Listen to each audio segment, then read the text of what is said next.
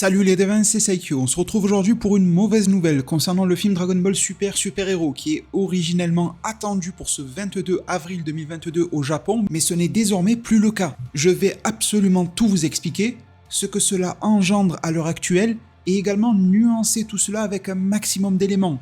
Alors ce n'est absolument pas pour flatter l'algorithme de YouTube, mais je vous invite vraiment à prendre connaissance de cette vidéo dans son intégralité. Sinon, certaines informations vont sûrement vous manquer.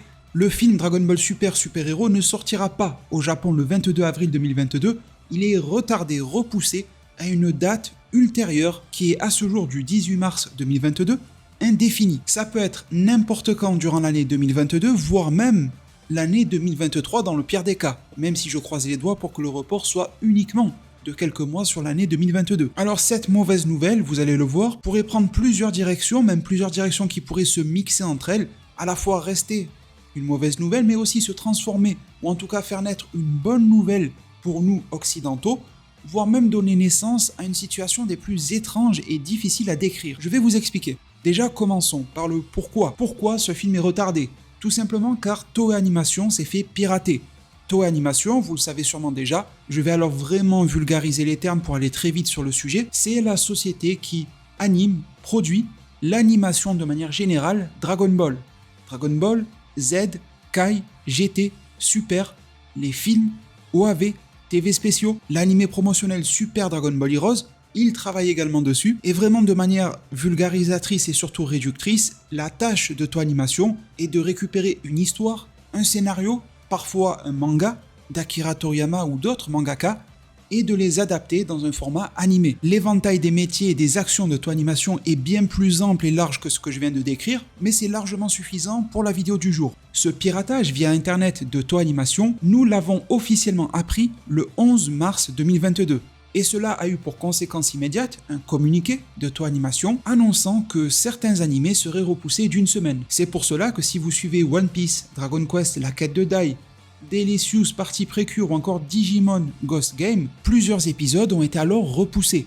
Les infrastructures et systèmes informatiques de l'entreprise ont été suspendus, certains ont été mis en défaut, on ne sait pas à quel type de données ces hackers ont pu avoir accès, est-ce qu'ils ont simplement planté la machine Toei Animation au sens informatique sans récupérer quoi que ce soit, est-ce qu'ils se sont nourris d'informations, les ont dérobées et ont fait ensuite en sorte de piéger le système, cela n'est pas révélé. Mais en tout cas, le 11 mars, l'impact était déjà palpable. Aujourd'hui, 18 mars 2022, le compte officiel de Dragon Ball Super, le site officiel du film Dragon Ball Super Hero et le chara-designer de ce même film ont posté tous un communiqué pour dire que le film Super Hero serait décalé. Pour être plus précis, voici ce que les amis de Dragon Ball Super-France.fr nous en traduisent en français, je cite, à propos de la sortie du film Dragon Ball Super Hero.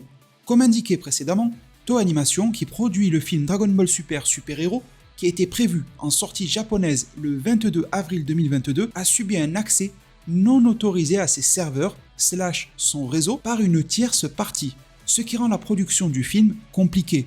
Par conséquent, nous n'avions pas d'autre choix que de repousser la sortie du film. Nous nous excusons auprès de tous ceux qui étaient impatients de la sortie du film. Nous annoncerons la nouvelle date prochainement. Merci de votre compréhension. Et ça s'en arrête là, concernant les communiqués, sans aucune précision de ce que sera la prochaine date de sortie du film annoncée, sans préciser non plus si cela va impacter les sorties internationales ou non.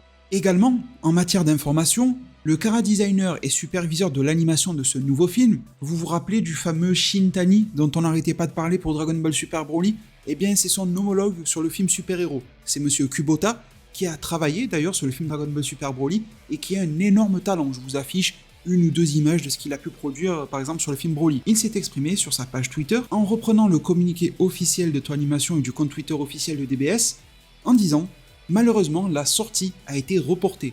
Cependant, je suis sûr que la qualité sera encore améliorée en raison de ce report. Alors attendez-le avec impatience. » Alors c'est plutôt pas mal qu'un officiel en discute de manière un petit peu plus personnelle et intimiste ainsi, qu'il tente de nous rassurer sur la qualité du produit, mais d'un autre aspect, je ne peux pas m'empêcher de m'inquiéter, car je me dis qu'au final, on n'a pas arrêté de nous répéter que ce film était le plus beau, le plus travaillé, avec les technologies les plus innovantes, et j'en passe au niveau des superlatifs pour appuyer sur sa qualité aussi bien visuelle que scénaristique, pour que lorsque le report de ce film pointe de manière totalement inattendue le bout de son nez, on nous sort que finalement c'est un mal pour un bien, car le film sera encore mieux fait qu'initialement prévu. Donc je pense être dans mon bon droit en me disant que ce que je constatais lorsque le film sur certains aspects ne m'a pas l'air bien terminé, sur le fait que sa production m'a l'air bancale, que la CGI n'a pas l'air aboutie, se confirme ici, de la bouche et des propos en tout cas de monsieur Kubota. Alors certes, on peut toujours faire mieux, c'est vrai, il y a forcément une date à laquelle on doit rendre un projet, et ça ne veut pas dire qu'on l'a bâclé pour le rendre à cette date-là. On peut toujours aller au-delà, on peut toujours apporter une pierre à son édifice, on peut toujours faire mieux, je comprends ce point de vue-là et cette philosophie-là. Mais j'ai tout de même l'impression que ce projet méritait soit d'exister de manière traditionnelle, en 2D, ou alors méritait de prendre clairement plus de temps pour voir le jour. Bon, de manière totalement malheureuse pour Toei Animation, et je le regrette vraiment, eh bien ce cas de figure va se produire. Les équipes vont avoir plus de temps, peut-être pour lever la tête du guidon et voir le virage ou le mur arriver et corriger la trajectoire et apporter une meilleure finalisation au projet, je l'espère de tout cœur. Donc ça, c'est clairement le cœur de l'information. Il y a un second degré de lecture à lui apporter pour lui injecter pas mal de nuances et le lier à tous les sujets qui sont connexes. Parce que là, c'est comme si vous faisiez tomber le tout premier domino d'une série de pièces qui lui sont semblables et parfaitement alignées, et donc la chute du premier domino va entraîner celle des autres, au moins d'une partie. On peut penser déjà aux goodies, les produits dérivés, les figurines, les cartes, des vêtements, des accessoires et j'en passe, sont prévus pour sortir en même temps que le film Dragon Ball Super Super Hero, certains un petit peu avant, certains un petit peu après. En tout cas, c'est autour de la fenêtre initiale du 22 avril. Et ces goodies-là ne sont pas produits directement par Toei Animation, ils sont toujours faits avec un partenaire, un expert dans le domaine de la création de figurines, de textiles ou autre, et donc Toei Animation, produisant le film, n'est plus totalement maître de la sortie de ces goodies-là, et le partenaire n'a que faire du hack et du report du film. Son intérêt pur est d'obtenir son retour sur investissement, de rentabiliser sa production, de sortir ses produits et de les vendre. Alors là, c'est le flou total, c'est un petit peu comme avec les collaborations sur les jeux vidéo, comme Dragon Ball Z Dokkan Battle, Legends, ou alors même les jeux sur console et PC. Et c'est déjà en cela que je vous disais qu'une situation étrange risque de se produire, parce que certains reports vont sûrement être négociables, mais d'autres non. Il se peut que certains goodies du film, révélant certains aspects majeurs, peut-être des personnages, une scène, une mise en scène, une attaque, une transformation, qui sait, vont sortir avant même que le film ne sorte au moins dans les salles japonaises. Alors dans le cas idéal, Toei va arriver à négocier avec tout le monde et à tout repousser, et c'est très compliqué, parce que eux-mêmes, ses partenaires, ont aussi leurs dominos qui sont déjà posés, et si on décale celui-ci, ça va faire tomber tous les autres chez eux, et ça, ils ne le désirent pas. Mais en même temps, s'ils sortent leurs goodies avant même le film, ils vont passer, pardonnez-moi l'expression, pour des débiles à demander à nous, aux spectateurs, aux japonais, mais c'est pas grave, fans de Dragon Ball, il n'y a pas de nationalité, d'acheter des produits dérivés du film sans l'avoir vu. Ça va être une situation, vous allez voir, de cafouillage et de quiproquo absolument incroyable, je le sens arriver. Également, il y a le sujet de l'animé, Dragon Ball Super. Est-il impacté par cela? J'ai envie de dire que, au moins indirectement, oui. Si des projets actuels, déjà en cours, One Piece, Dragon Quest, Digimon, Dragon Ball Super Super Hero le sont, alors des projets potentiellement de fond chez Toei Animation le sont aussi. Ça doit être sûrement le cas également pour le film One Piece Red. Pour le moment, aucun report n'a été annoncé pour ce film, mais il se peut que tout soit chamboulé de son côté aussi. Et que même si ce dernier One Piece Red sort à date, peut-être qu'il sera un petit peu moins peaufiné qu'originellement prévu. Donc l'impact sur un potentiel animé Dragon Ball Super, la suite, l'épisode 132, l'arc Moro Granola ou un arc inédit post-film super-héros existe sûrement, mais devrait se faire de manière invisible, relativement invisible pour nous, derrière le rideau, vu que cet animé-là n'est ni annoncé, ni daté officiellement. Donc ils peuvent en faire ce qu'ils veulent. Mais toujours dans cette lignée des dominos s'écroulant l'un après l'autre, on peut temporiser sur des projets qui sont un petit peu en sous-marin, mais il y en a d'autres qui sont plus qu'apparents à la surface de l'eau, à savoir le manga Dragon Ball Super. Le manga est un petit peu la saucisse du hot dog, c'est-à-dire qu'il est entre le film et l'animé pour tenter de donner une structure au tout. Même si le manga ne reprend pas forcément des éléments du film, vous aurez remarqué deux choses. Premièrement, c'est que certains éléments y sont expliqués. Par exemple, Broly a été montré et expliqué à quelques reprises, plusieurs reprises dans le manga, une fois avant le début de l'arc Moro, et une fois à l'intérieur de l'arc Moro, lorsque Goku l'expliquait à Mérus, mais aussi et surtout, vous avez tous eu la bonne perception de remarquer que les calendriers s'articulent entre eux. Par exemple, l'arc Tournoi du Pouvoir en version manga s'est arrêté juste avant la sortie du film Dragon Ball Super Broly en 2018 au Japon, pour lui laisser place et amorcer Moro juste après. Si ce schéma était amené à se reproduire, à savoir une fin d'arc Granola aux alentours du mois d'avril, donc du mois prochain, pour laisser ensuite place au film super-héros, cela pourrait chambouler beaucoup de choses, car un nouvel arc du manga Dragon Ball Super a été annoncé, et imaginez que ce dernier reprenne des éléments et des acquis du film super-héros, que l'ellipse y a déjà eu lieu, que certains nouveaux pouvoirs et power-up ont eu lieu. Je vais vous prendre un exemple un petit peu au hasard. Imaginons que Gohan est une nouvelle transformation, et que celle-ci apparaisse comme un cheveu sur la soupe durant le manga. Ça va être l'incompréhension totale. Alors en soi, je n'ai aucun souci avec les changements de format. Je n'ai aucun souci avec le fait que l'anime, le manga, le film se suivent et ne s'adaptent pas entre eux. C'est un petit peu comme les séries et les films Marvel, le MCU. Vous savez qu'il est assez essentiel presque d'avoir vu par exemple les séries Wanda, Loki et même What If, pourquoi pas la série animée, pour aller voir le prochain Doctor Strange. Et ces éléments de ces séries ne seront pas a priori adaptés en film. Que ce mécanisme s'opère aussi dans Dragon Ball Super n'est pas dérangeant. Mais par contre, lorsque l'un des dominos, pour reprendre l'expression, est manquant, le combo, l'enchaînement entre tout cet assemblage ne peut plus avoir lieu. Dès qu'une pièce s'effondre ou dès qu'une pièce est manquante, toute la structure devient invalide. Et ça va venir alors nourrir cette situation assez étrange. Alors pourquoi est-ce que je vous parlais également de transformation en bonne nouvelle ? Eh bien parce que ce film devait sortir au Japon le 22 avril, et le 25, 3 jours après, est censé sortir, et ça n'a toujours pas été décalé pour le moment, mais je suppose que ça va l'être, un light novel, c'est-à-dire un espèce de roman plutôt léger pour que la jeunesse puisse pouvoir le lire, etc. et qui incorpore beaucoup d'images, beaucoup de captures d'écran directement du film. Donc l'intégralité du script du film doit arriver 3 jours après sa sortie, et ainsi qu'une grande quantité de captures d'écran de ce dernier, venant révéler à coup sûr les moments clés, et peut-être même des phases un petit peu plus secondaires, peut-être de la tranche de vie appréciable, à découvrir en salle ou ce genre de choses. Donc en fait, si la date de sortie n'avait pas changé, ce livre allait sortir le 25 avril, donc en plus des leaks depuis les salles de cinéma, en plus des gens qui nous auraient fourni des résumés, on aurait eu tout le film qui nous aurait été montré sous forme de capture d'écran et de scan avec une qualité sûrement un petit peu bancale.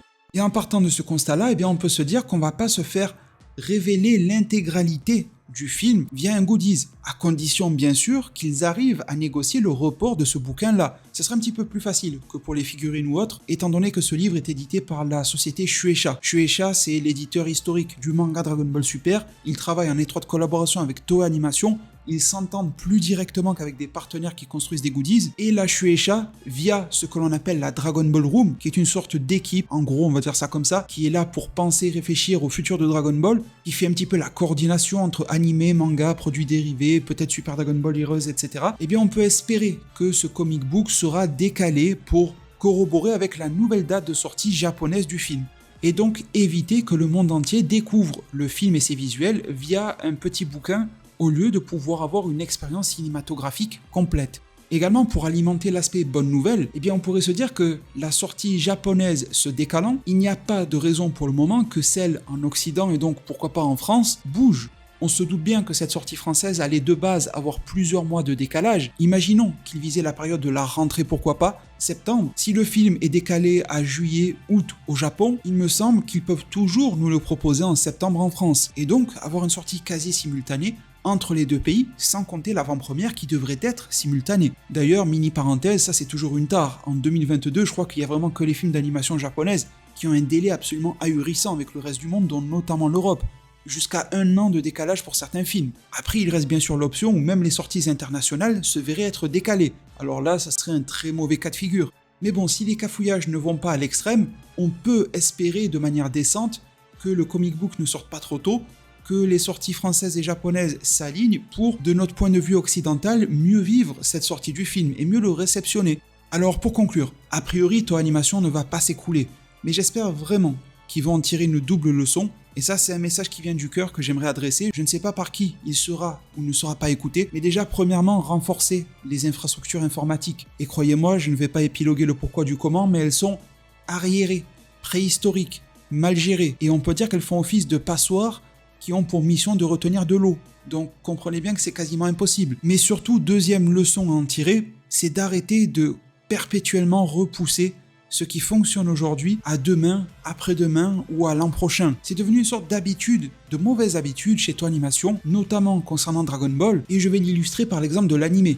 Dragon Ball Super l'animé est revenu en 2015. Il a rassemblé et fédéré autour de lui toute une nouvelle jeunesse, tout en préservant au moins une partie des anciens qui sont venus soit par curiosité, soit parce que la flamme s'est relancée pour Dragon Ball, soit parce qu'elle ne s'était jamais éteinte, et l'animé en plein sommet nous lâche en 2018. Certes, avec quelques soubresauts comme le film Dragon Ball Super Broly, et même si ce dernier est à mon sens extrêmement qualitatif, de manière quantitative, ce n'est pas si énorme que ça. Et derrière, on constate que Toei Animation alloue ses équipes à des animés tels que One Piece, Dragon Quest Dai, Digimon ou encore des projets très farfelus comme Butt Detective, un inspecteur, un détective au faciès de fessier, dont le principal pouvoir, d'après ce que j'ai compris, c'est de pouvoir péter, le don de flatulence. On voit Dragon Ball Super ne plus exister à cause, ou plutôt devrais-je dire grâce à certains beaux projets, parce que je salue ce qui se fait sur One Piece, sur Dai, etc., il n'y a pas de souci, mais il y a quand même des choses sur lesquelles on est en droit de se questionner. Donc à double titre, j'ai terriblement mal au cœur pour cette jeunesse abandonnée, parce qu'en tant que fan de Dragon Ball Super, on a envie de fédérer avec nous les nouvelles générations, mais aussi à titre personnel.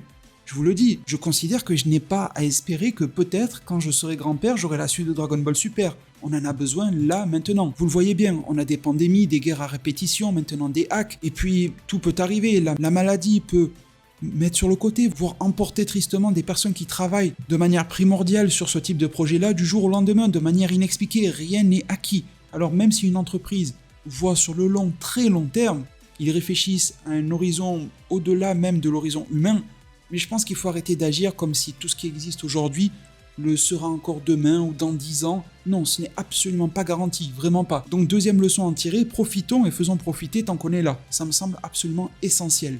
Mes très chers devins, j'espère que cette mise au point vous a intéressé sur le plan informationnel. Je ne peux pas penser qu'elle vous ait réjoui, étant donné qu'on aurait préféré voir ce film débarquer en temps et en heure, malgré les inconvénients comme le livre qui va tout nous révéler. Mais bon, on aurait préféré que les plans se déroulent tels qu'initialement prévus. J'envoie également mes meilleures ondes à toutes les équipes qui travaillent chez Toei Animation. Je pense que ça doit pas être très cool à gérer.